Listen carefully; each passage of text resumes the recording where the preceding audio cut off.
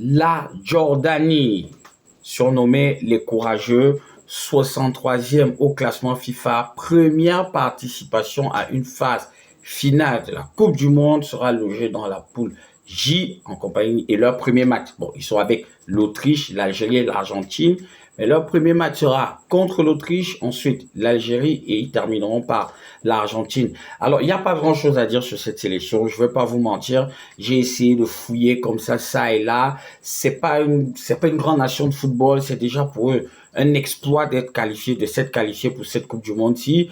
Et tout le mérite revient à leur entraîneur Jamal Selami, un Marocain qui a roulé quand même sa bosse dans le monde arabe et il essaie de composer la meilleure sélection possible, mais tu as beaucoup de joueurs qui n'ont pas l'expérience du haut niveau, voilà, au niveau de la professionnalisation, c'est pas trop ça. Du coup, la véritable grosse star de cette sélection, c'est Moussa Altamari, qui est venu du côté de Rennes, qu'on connaît très bien en Ligue 1, véritable star du football jordanien. C'est un milieu de couloir très technique, rapide, véloce, bonne qualité de centre, grosse frappe. C'est un joueur instinctif, on va dire ça comme ça.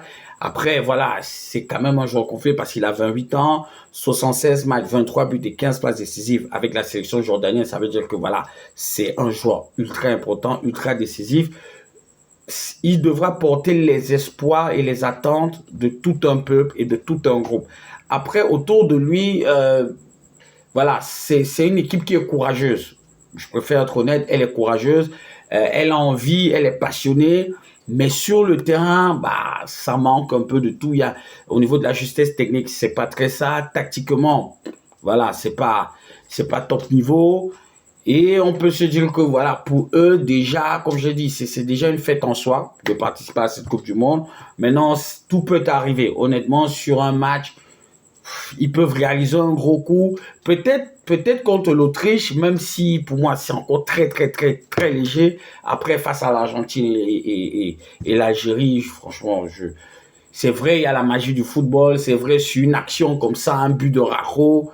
Mais je compte pas trop là-dessus. Moi, je les vois pas traverser la phase de poule. Je les vois même pas terminer troisième. Je le dis honnêtement, avec tout le respect, ils vont terminer quatrième et dernier de leur poule. Ce sera déjà ça. Ils vont apprendre et peut-être pour les prochaines échéances, ben, ils vont arriver avec plus d'expérience et plus d'envie en Coupe du Monde. Donc, voilà, vidéo brève. Je pense que c'est la vidéo la plus brève de toutes les vidéos des 48 sélections qu'on va faire pour cette Coupe du Monde-ci.